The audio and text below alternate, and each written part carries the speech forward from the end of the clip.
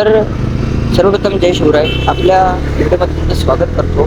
आपल्या यूट्यूब चॅनलमध्ये तुमचं स्वागत करतो. सर्वप्रथम मी बोलणार आहे की आपण आज एक पहिल्यांदा मी मुलाखत घेतली आहे. तर यामध्ये मी काही चुकीचं बोललो असेल तर माफी मागतो.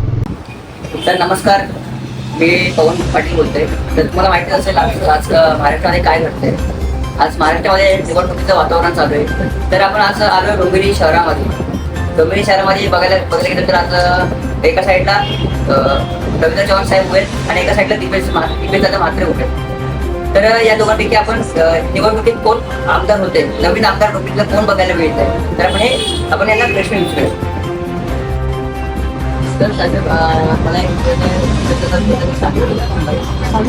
दिपेश दादा हा माणूस हा रस्त्यावर उतरणार आहे, सर्वसामान्य माणसामध्ये मिक्स होणार आहे, सर्वसामान्य माणसाचे प्रश्न समजून घेणार आहे.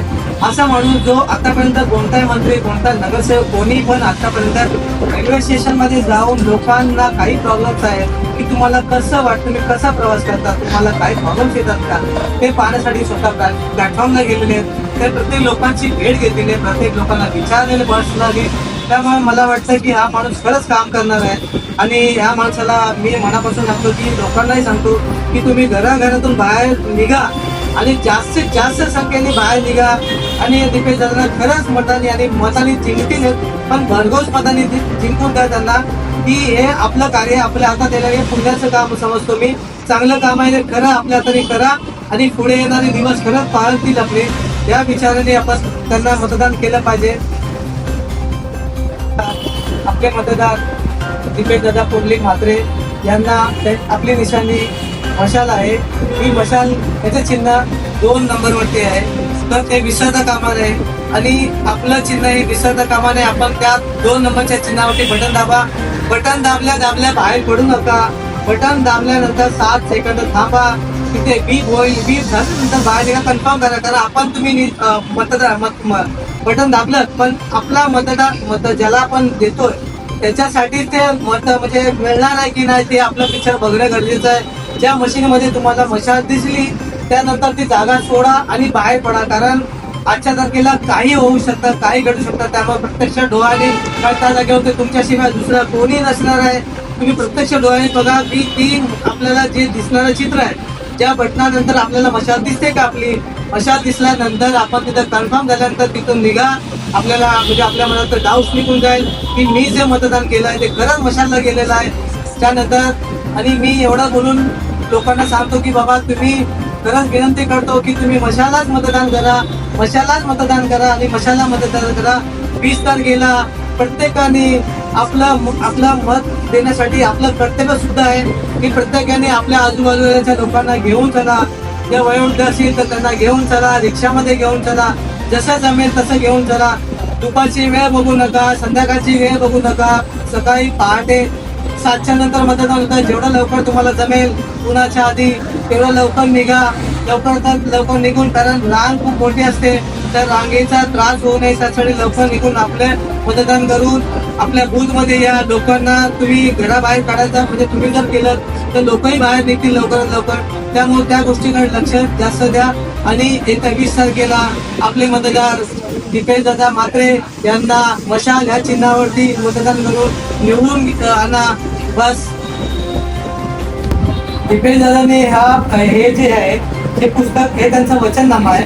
या वचननामामध्ये ते जे पुढे आल्यानंतर हे आपल्या शहरामध्ये, आपल्या डोंबिवलीमध्ये त्यांची इच्छा आहे की लोकांची इच्छा आहे, लोकांचे जे प्रॉब्लेम्स आहेत ते इथे त्यांनी मांडण्याचं काम केलेलं आहे. आणि ही गोष्ट त्यांनी प्रत्येकाच्या घरोघरी पोहोचवलेली आहे. आमच्या कार्यकर्त्यांनी, शिवसेनेच्या कार्यकर्त्यांनी प्रत्येकाने आपल्या मनापासून त्यांच्यासाठी काम केलेलं आहे. हे जे पुस्तक आहे हे प्रत्येकाच्या घरी त्यांनी पोहोचवलेलं आहे आणि या पुस्तकामध्ये खूप चांगलं सांगितलं आहे त्यांनी आणि हे प्रत्येकाने वाचलं पाहिजे. आणि त्यामध्ये जो विकास घडला जाईल, जे परिवर्तन होणार आहे ते परिवर्तन काय आहे, त्यांच्या मनामध्ये काय, त्यांच्या इच्छा काय, लोकांचे प्रश्न काय त्या पुस्तकामध्ये आहेत. आणि हे पुस्तक खरंच कामाचं आहे, फेकू देऊ नका आणि प्रत्येकाने वाचून घ्या आणि हे आपल्याकडे ठेवून द्या. कारण पुढील 5 वर्षामध्ये तुम्हाला ह्या गोष्टी घडलेल्या दिसतील. त्यामुळे हे परिवर्तन झालेलं पुस्तक आहे, हे आपल्याला कामाचं आहे. आणि दिपेश दादांनी खरंच चांगलं काम केलेलं आहे, आम्हाला पुस्तक दिलेलं आहे आणि यामध्ये आम्हाला हे सगळं त्यांनी पुढे जे विजन आहे, त्यांची इच्छा आहे त्या मांडलेल्या आहेत. या आम्ही सगळ्यांनी म्हणजे सगळ्यांबद्दल पोहोचलेले आहेत. आपण आज डोंबिवली शहरामध्ये आलो होतो. परेशदादा आणि पवनदादा म्हात्रे यांच्या आपण शाखेला भेट घेतली आणि त्यांचे कार्यकर्ते मुकेश बेकरे बेकरे साहेब. तर आपण यांची भेट घेतली आहे. खूप छान बोलले आहेत आणि नक्कीच काही म्हणजे अडचण आली काही आलं तर नक्कीच कॉन्टॅक्ट करा. परेशदादा आणि पवनदादा नक्कीच आपल्या अडचणी सांगून येतील. जय महाराष्ट्र. ही आमची शाखा आहे. दिपेश दादा पवनदादा म्हात्रे यांनी खूप चांगल्या प्रकारे चालवलेली आहे आणि इथे महिला वर्गही मोठ्या संख्येने आहे.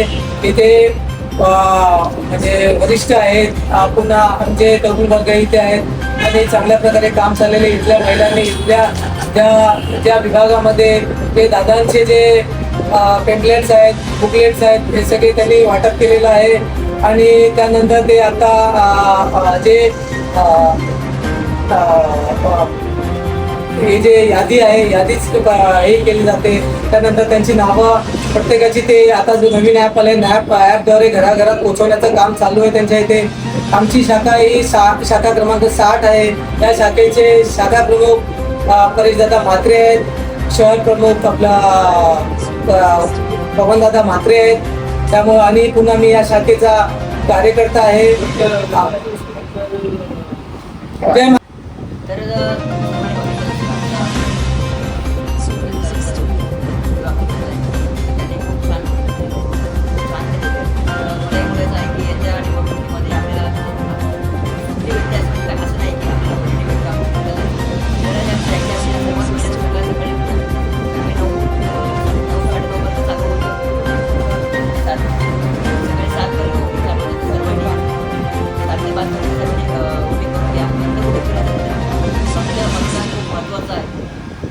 आपल्याला डोंबिवली घडवायचे, पुढे नवीन घडवायचे. तर यासाठी भरघोस मतांनी विजय करा. दिपेश दादा